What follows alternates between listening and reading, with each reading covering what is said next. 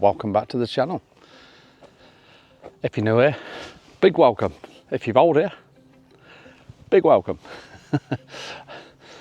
So this morning I've come to my local woodland as I normally do, and you know what, I feel so relaxed. I've walked past the path I wanted to walk to. I've been in this woods hundreds of times and I've missed the path I wanted to walk down. Anyway, so the reason for this morning is I've got a new bit of kit, and self-bought, yes, I do buy some of my own kit. So backstory to that is I owned a Sony Zeiss 24-70 f4 lens. Beginning of this year, I dropped it, or it fell, the tripod fell over and fell onto the lens, and it pulled it apart at the end where it connects to the camera. But I managed to repair it. I glued it together actually and clamped it and done, and it worked for a while. That's now died. So what I've decided to do is get a new 24-70 lens. But there's a difference. I've been doing a fair bit of commercial work and I wanted a faster lens, so I've actually gone for a f2.8.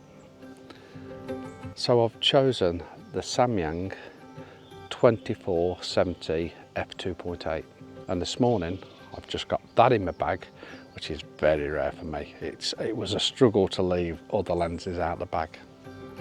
I thought, you know what, that'll focus your mind a little bit and see if we can catch some nice images. So here I am out in the woods. It's quite a flat, overcast morning, so I'm going to make the most of that. The shadows are not too harsh at all. They're nice and soft, perfect for a little bit of morning woodland photography. What isn't perfect is it's middle of summer and everything's pretty green, so we're going to need to get that, I think we need to get that light penetrating through a little bit, so we get that little bit of contrast there as well, but nice soft contrast. And maybe if I shoot at wide open, then I might be able to soften that background and think slightly differently with the lens choice that I've got. Now, I wouldn't normally buy a 2.8 lens because it's heavy.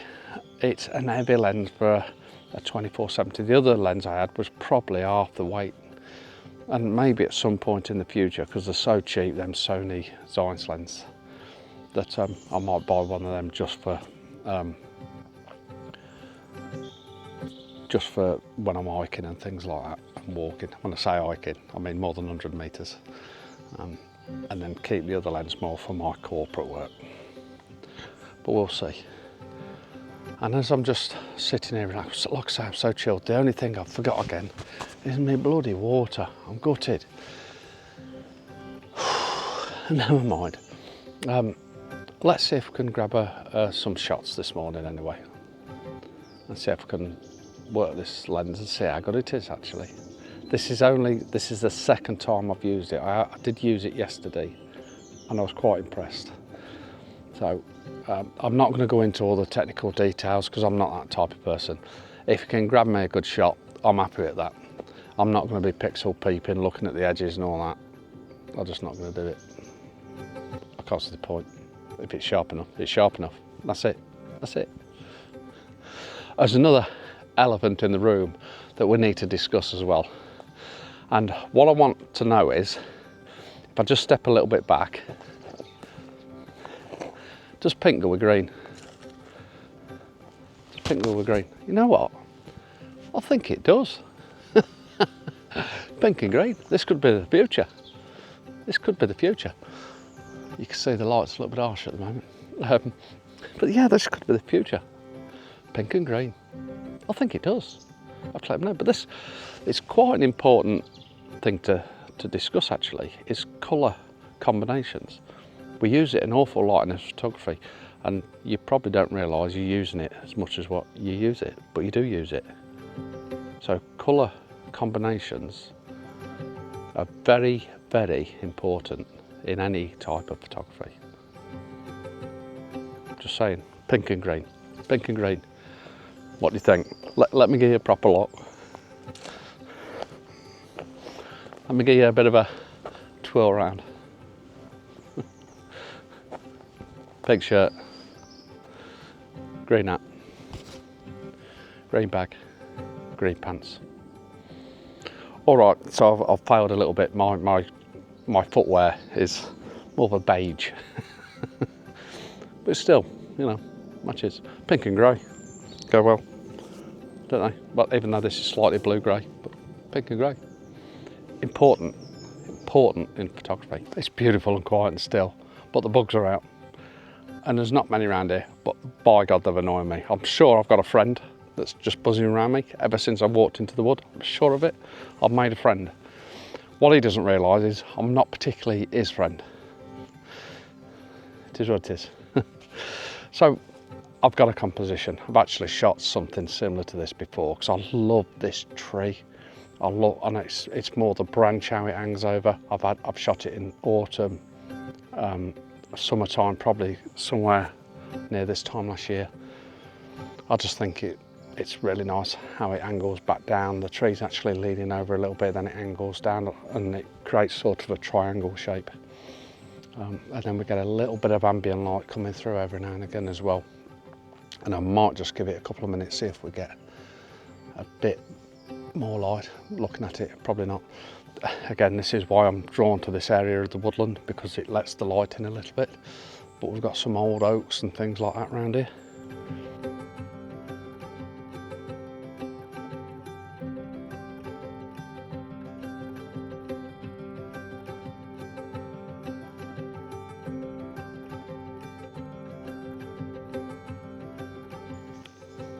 Just going back to the pink and green as well, I'm just thinking, pink sky, green ground, probably wouldn't work for me. Is it a different pink? This is more salmon. Let you decide.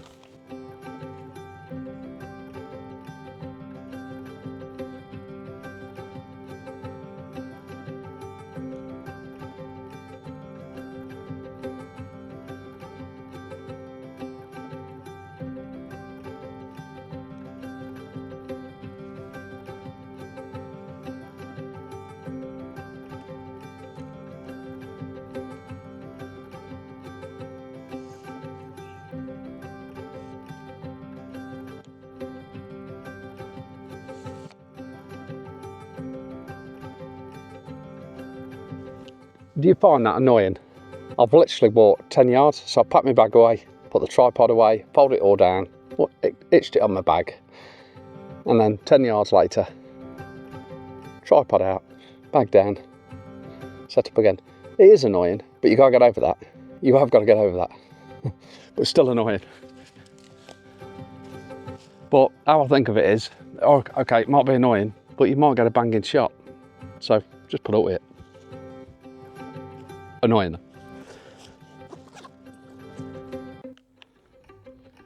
It's silly really, isn't it, if you think about it?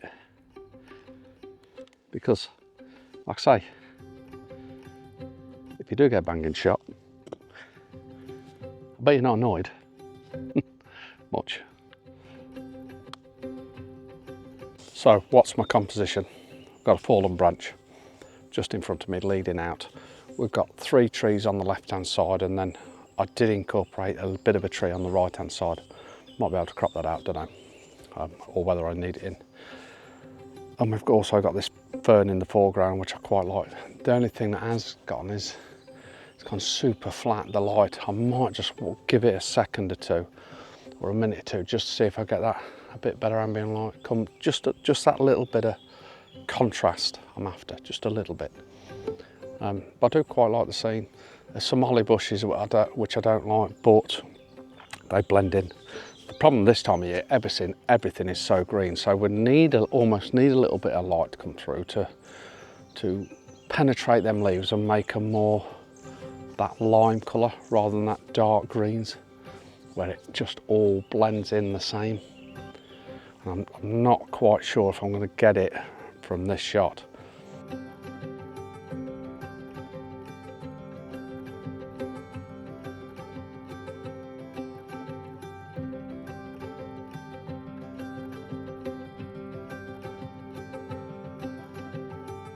This scene I've got in front of me, again, I've shot this before or something very similar. Got nice light in a minute, just give me a second. But every time I shoot it, it's different, which is good. Even at the same time of the years, I still get slightly different compositions. Why I like it from here is we can get good tree separation and we get that ambient light coming through as well. And we've got an interesting oak there in the background that sort of focus your eye onto something. But we've also got a foreground interest of this dead root. Sometimes I shoot it from way back. I've done panos, etc. This one will probably end up more of a crop shot, crop the top off and just a little bit of the bottom, just make it a little bit tighter, just that envelope. That's what I'm seeing. I'm getting a little bit too much highlights in that sky canopy. What I've tried to do is bring the tripod up high and point slightly. I'm not pointing down, but trying to get as high as possible and trying to get pointing down as much as possible. The problem with here is this land runs away, so I'm actually constantly pointing uphill. So it's just a matter of a crop, or like I say, what I could do is do a pano, just pano the shot.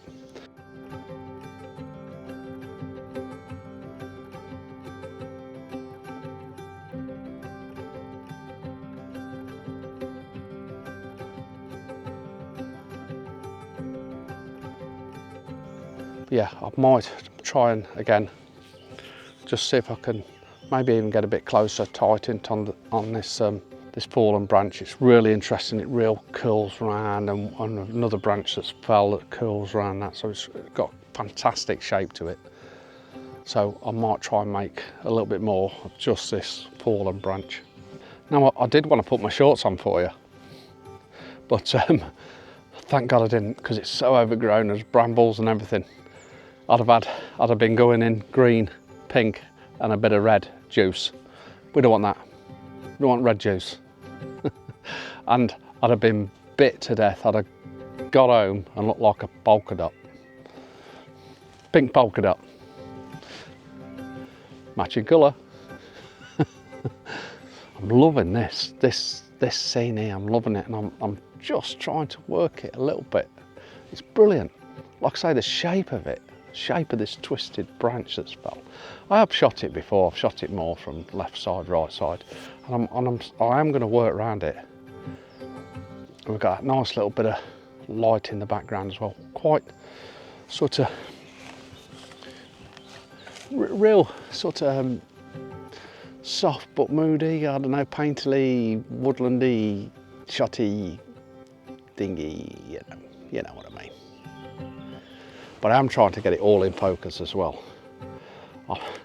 What this is learning me is I've not once thought about actually using f2.8 and isolating a subject. Maybe I should. Maybe I should try this on this log, see if I can isolate it a bit more. I just want it all in focus. And at f2.8 it won't be all in focus. Maybe I just need to think differently. It just shows for me, you know what, the 2.8 for landscape, woodland stuff really isn't my cup of tea. I'm not saying it doesn't work, I'm saying it's not my cup of tea. I'm sure there'll be a circumstance where I would use it, I'm sure of it. I just can't think of one. Let's see if we can work this branch a little bit more.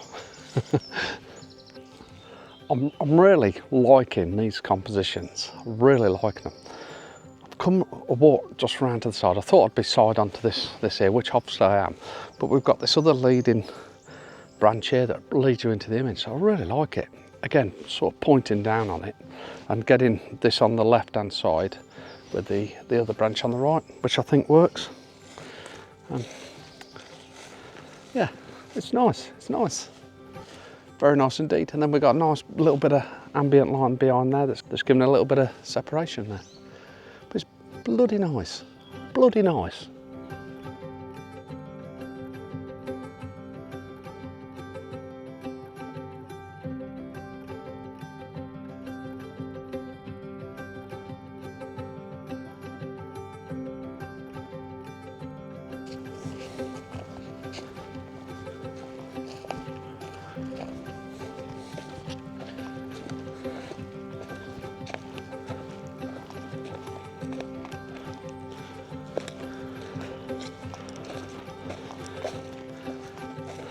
my last shot of the morning is going to be a Pano in the woodland. I've set up the Pano. I'm going to go f16 because reason is because we've got a lot of depth in the image. So I'm actually going to focus a bit further in the image. So I'm going to actually come round a little bit, focus a third of the way in, somewhere there, that's it. And I'm going to come back to the start because I want to get it pretty much all in focus. Now I'm not bothered if the background's just slightly soft, but I'd rather have it all in focus, or in focus, an acceptable focus. So the first thing I've done is I've basically got two trees that are bookending it, and the two closed trees. So I'm going to start off at the left one and I'm going to pan round to the right one. And as we all say, go beyond. So I'm just going to go beyond that pan there.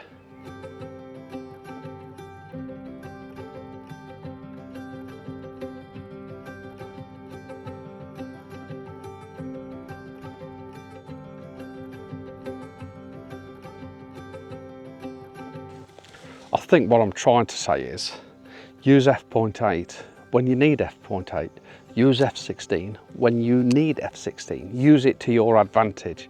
Don't just put it on f16 because you think it's f16. Ask yourself why you want it on f16. I want it on f16 because I want everything as sharp as possible, and we've got a lot of depth to the image. If I want to focus on something and blur the background out, or i.e. some sort of portrait type shot, then I would go down to f2.8. So as horses for courses, don't just put it, why are you putting it on f11? You know, f11 is a good starter, don't get me wrong, because it's pretty. Most lenses from f8 to f11 are at their sharpest with a good focal length.